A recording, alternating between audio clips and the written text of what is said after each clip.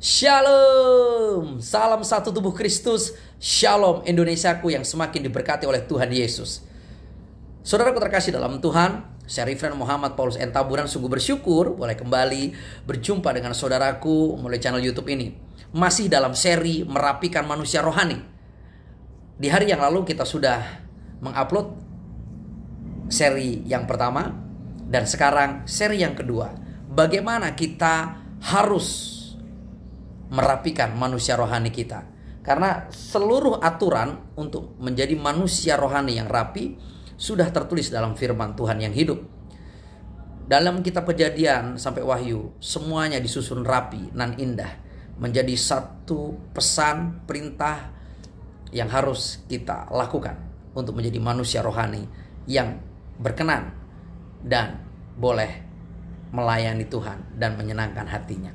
Saudaraku terkasih dalam Tuhan, seperti yang saya sampaikan juga bahwa jika manusia rohani kita tidak dirapikan seturut dengan kehendak Tuhan Allah kita oleh kuat kuasa Roh Kudus yang mengerjakan segala sesuatu dalam hidup kita, maka kita akan gagal menjadi perhiasan yang indah, yang rapi, tersusun di dalam bait Allahnya yang kudus sampai dengan kekekalan.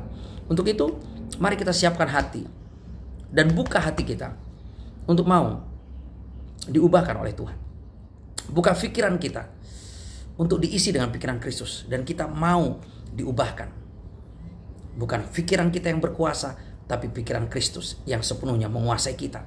Dan mari buka telinga kita, bukan telinga yang peka, tapi telinga yang peka dengan suara Tuhan. Bahkan kita berdoa, kita boleh mendengar suara Tuhan secara audible. Bahkan di saat Roh Kudus juga berbicara, kita boleh mendengarnya secara audible. Karunia yang hebat itu kiranya boleh kita miliki. Jadi saudaraku terkasih dalam Tuhan, langkah kedua yang harus kita lakukan untuk kita bisa menerima anugerah yang daripada Tuhan, sehingga kita tidak lagi menolak setiap rancangan Tuhan dalam kehidupan kita, sehingga manusia rohani kita boleh dirapikan oleh kuat kuasa Roh Kudus yang begitu hebat mengerjakan segala sesuatu dalam kehidupan kita, dan kita boleh menjadi pribadi yang akhirnya hidupnya berkenan, menyenangkan hati Tuhan. Maka kita tidak boleh sombong. Sekali lagi, kita tidak boleh sombong. Mari buang segala kesombongan dalam hidup kita. Kenapa harus kita buang segala kesombongan itu? Karena saudaraku terkasih dalam Tuhan, firman Tuhan memerintahkan itu dalam hidup kita. Banyak contoh firman Tuhan dikatakan begini. Di dalam 1 Samuel 2 ayat 3 firman Tuhan berkata begini. Janganlah kamu selalu berkata sombong. Janganlah caci maki keluar dari mulutmu. Karena Tuhan itu Allah yang maha tahu. Dan oleh Dia perbuatan-perbuatan diuji. Roma 11 ayat 20 berkata, baiklah mereka dipatahkan karena ketidakpercayaan mereka. Dan kamu tegak tercacat karena iman. Janganlah kamu sombong, tetapi takutlah. Takutlah akan Tuhan tentunya. Dalam 1 Timotius 3 ayat 6 berkata, janganlah ia seorang yang baru bertobat, agar janganlah ia menjadi sombong dan kena hukuman iblis. Yang dimaksud adalah yang menjadi hamba, yang menjadi pelayan, menjadi diaken, dan menjadi orang-orang yang dipilih melayani di dalam pelayanan di dalam rumah Tuhan, di dalam pelayanan Tuhan. Itu tidak boleh orang yang baru bertobat, karena kesombongan itu sangat berbahaya. Bahkan saudaraku terkasih dalam Tuhan, orang yang sombong itu orang yang tidak menyadari keberadaannya. Karena kita ini debu, kita ini lemah, kita ini mati suatu hari nanti. Kita ini mudah sekali sakit. Kita ini tidak punya daya apa-apa kalau kita tidak dekat dengan Tuhan. Kalau bukan karena Tuhan, kita tidak bisa hidup aman, sukacita, damai sejahtera. Tidak bisa. Jadi saudaraku terkasih dalam Tuhan, kesombongan itu sangat membahayakan kehidupan iman kita. Jadi karena barang siapa yang meninggikan diri katanya, maka ia akan direndahkan. Tapi barang siapa merendahkan diri, maka ia akan ditinggikan. Perkenanan Tuhan itu hanya untuk orang-orang yang rendah hati. Orang-orang yang mau dididik, diajar, dibimbing, dibentuk, dan diarahkan. Dan mereka yang mau mengerjakan kehendak Tuhan itulah orang-orang yang berkenan, orang-orang yang rendah hati. Dan akhirnya mereka juga yang ditinggikan dan dimuliakan. Bukan orang-orang yang sombong. Orang yang sombong habis. Saul sombong habis. Ya kan? Rehabeam sombong habis. Banyak sekali contoh-contoh orang-orang yang sombong. Bahkan di bangsa ini beberapa waktu yang lalu kita melihat kasus ya antara seorang polisi yang berpangkat jenderal, saking sombongnya dia membunuh seorang polisi yang berpangkat bintara. Kesombongannya menghancurkan dia dan akhirnya divonis hukuman mati, dan sangat mengerikan keadaannya, saudara. Kasihan sekali dengan hal itu, apalagi dia orang Kristen. Tapi sekali lagi, saudara, sombong kita buang. Karena orang yang sombong itu orang yang menolak didikan. Orang yang sombong itu orang yang menolak nasihat. Orang yang sombong itu orang yang menolak pengajaran. Orang yang sombong itu orang yang sok tahu padahal tidak tahu apa-apa. Orang yang sombong itu orang yang tidak bisa diperintah. Orang yang sombong itu orang yang tidak mendapat tempat di dalam kerajaan Tuhan. Bahkan kadang manusia itu lebih sombong daripada iblis. Tengok, iblis itu lahir hidup di surga, melayani Tuhan Allah yang Maha Kuasa.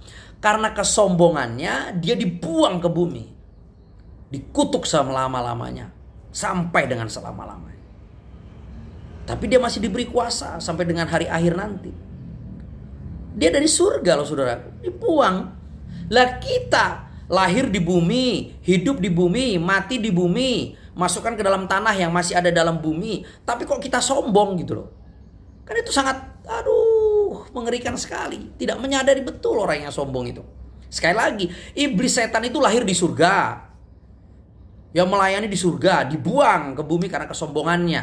Dan akhirnya dia akan mendapatkan hukuman kekal sampai dengan selama-lamanya. Lah kita yang lahir di bumi, hidup di bumi, mati di bumi, dikubur dalam bumi, kita sok-sokan sombong, melebihi setan yang dari surga. Lah kita belum pernah ke surga loh, masa kita mau sombong?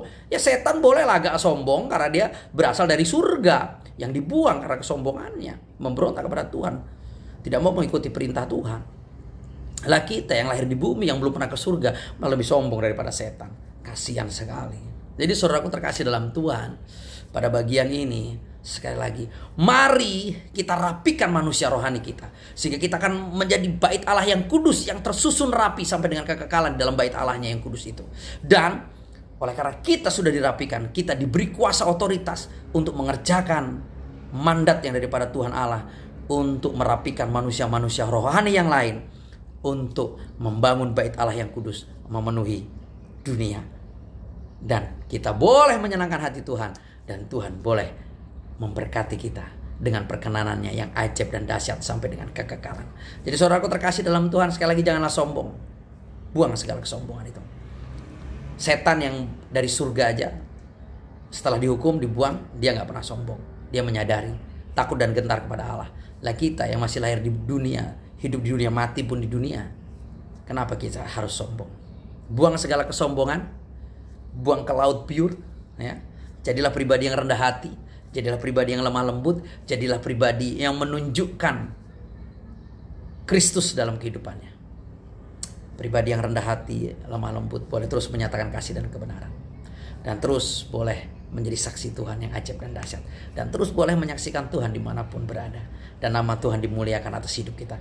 Nyatalah bahwa manusia rohani kita sudah rapi. Jadi sekali lagi, orang yang manusia rohaninya sudah rapi pasti menghasilkan buah yang lebat dan memuliakan Tuhan setiap waktu, dan orang boleh menyaksikan Kristus dari kehidupannya. Salam kemenangan, salam satu tubuh Kristus.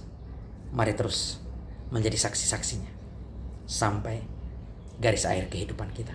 Salam kemenangan, salam satu tubuh Kristus. Jangan sombong. Shalom.